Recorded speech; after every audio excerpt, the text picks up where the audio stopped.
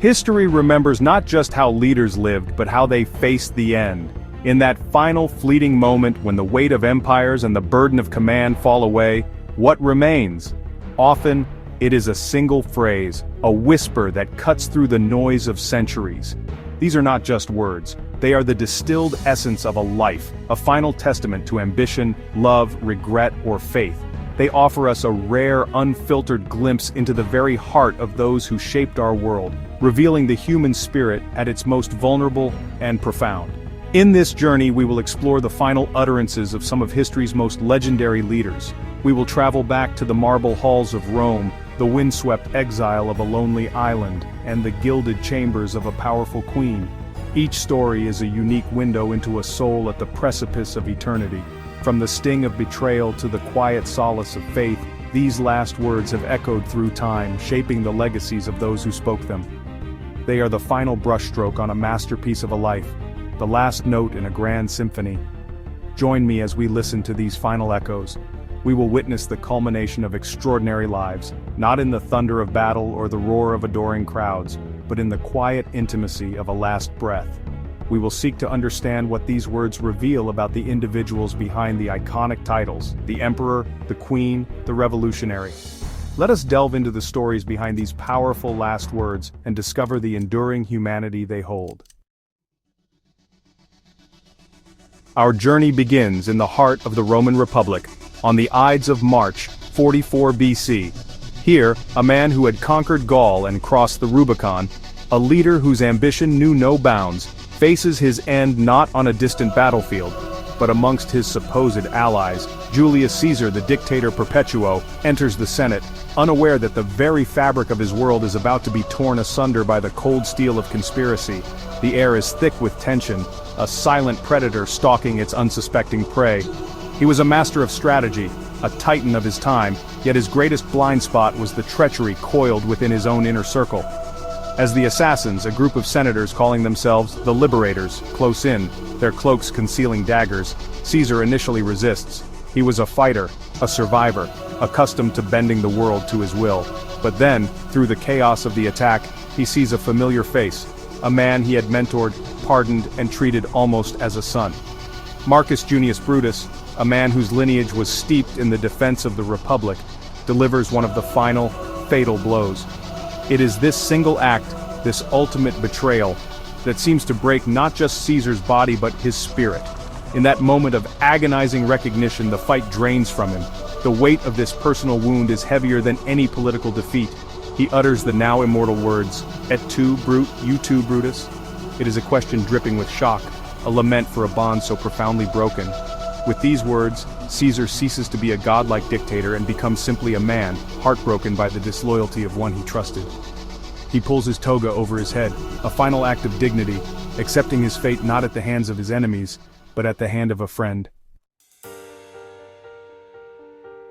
We move forward through time to a desolate, wind-battered rock in the middle of the South Atlantic. Here, on the island of St. Helena, the man who once held Europe in his grasp lives out his final days.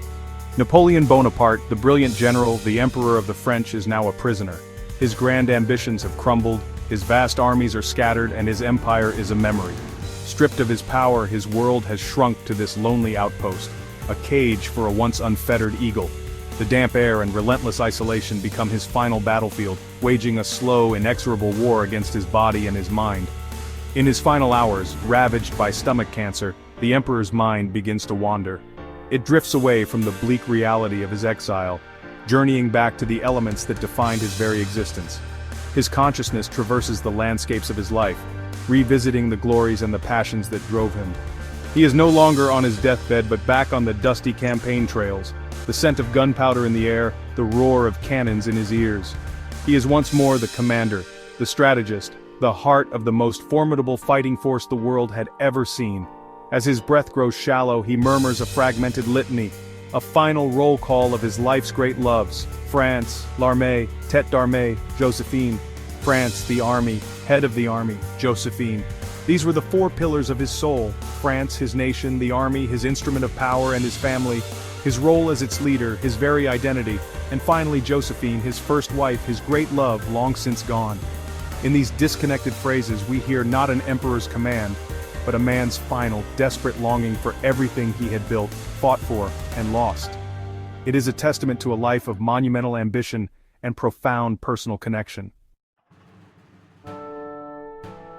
Now we find ourselves in the opulent yet suffocating confines of Richmond Palace in the early spring of 1603. Queen Elizabeth I, the Virgin Queen Gloriana, the formidable monarch who had faced down the Spanish Armada and presided over a golden age, is nearing her end. For nearly 70 years she has been a symbol of immense power and unwavering resolve. Her life had been a masterful performance of sovereignty, sacrificing personal happiness for the stability of her realm. She had outwitted rivals, navigated treacherous political currents, and held England together through sheer force of will. But now, the indomitable queen is frail. She refuses to lie in bed, fearing that if she lies down, she will never rise again.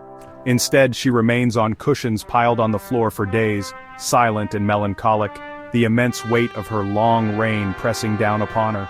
The jewels and finery that once signified her authority now seem like hollow trinkets. The power she wielded for decades is slipping through her fingers like fine sand. In this state she is confronted with a truth more absolute than any royal decree, the finite nature of her own existence. It is here, in this moment of ultimate powerlessness, that she is said to have uttered a phrase of profound regret and desperation: "All my possessions for a moment of time." In this single sentence, the vast wealth of the English crown, the sprawling lands, the magnificent palaces, all are rendered worthless. What she craves is not more power or riches, but the one thing no monarch can command: more time. It is a startlingly human cry from a ruler often seen as more icon than person, a poignant reminder that at the end of life, the most precious commodity is a single, fleeting moment. Our path now leads us to the grounds of Birla House in New Delhi, on a late afternoon in January 1948. The air is filled with the gentle hum of evening prayers. Here, a man known to the world not for his armies or his crown, but for his profound moral force, walks toward his final moments. Mohandas Karamchand Gandhi, the Mahatma or Great Soul, had led a nation to independence not with weapons, but with the unyielding power of non-violent resistance. He was a figure of immense spiritual and political significance, a man who dressed in simple homespun cloth, yet commanded the attention of the entire world. He is late for the prayer meeting, a small break in his meticulous routine. Leaning on his grandnieces for support, he makes his way through the gathered crowd. His life had been a testament to peace, a constant struggle against the tides of hatred and division that threatened to tear his newly freed nation apart. Even in his final days, he worked tirelessly to quell the violence that had erupted following the partition of India. His presence was a calming balm, a symbol of unity in a fractured land. Suddenly a man emerges from the crowd, bows in a gesture of respect, and then, at point-blank range, fires 3 shots into Gandhi's chest. As he falls, there is no curse, no cry of pain or anger. Instead, he utters a simple 2-word phrase, a name he had chanted his entire life: He Ram. Oh God. These were not just words, but the ultimate expression of his unwavering faith. In the face of shocking violence, his last conscious act was to turn to the divine, a final, peaceful surrender that perfectly encapsulated the principles by which he had lived his extraordinary life.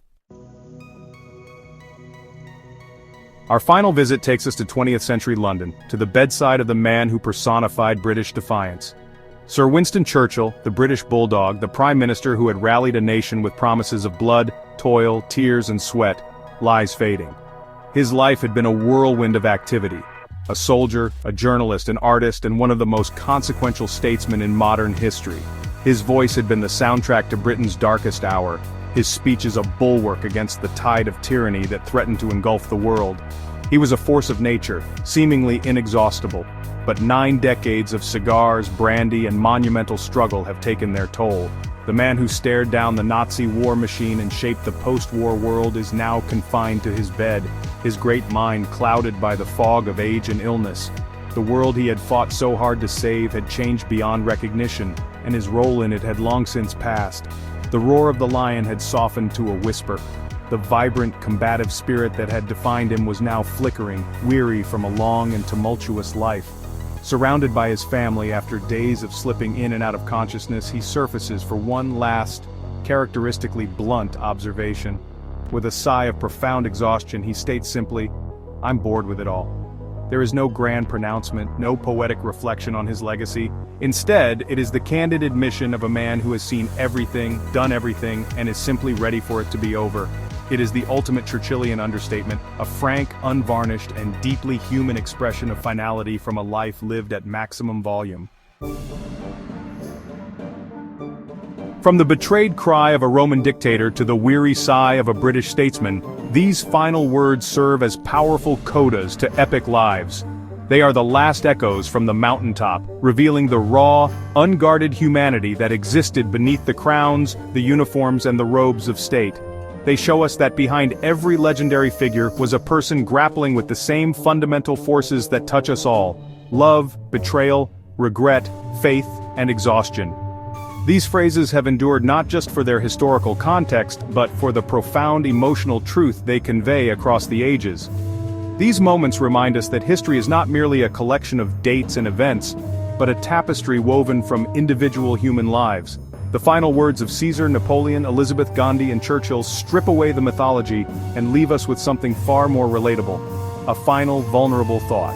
They are a bridge connecting their grand, historic world to our own intimate experiences, proving that the end of life, in its essence, is a great equalizer, a final common ground for the powerful and the ordinary alike.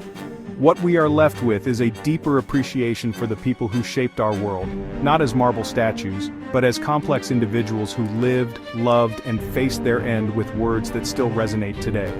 Which of these last words moved you the most? Or is there another leader's final utterance that has stayed with you? Share your thoughts in the comments below. These words echo through history, reminding us of the humanity behind the legends.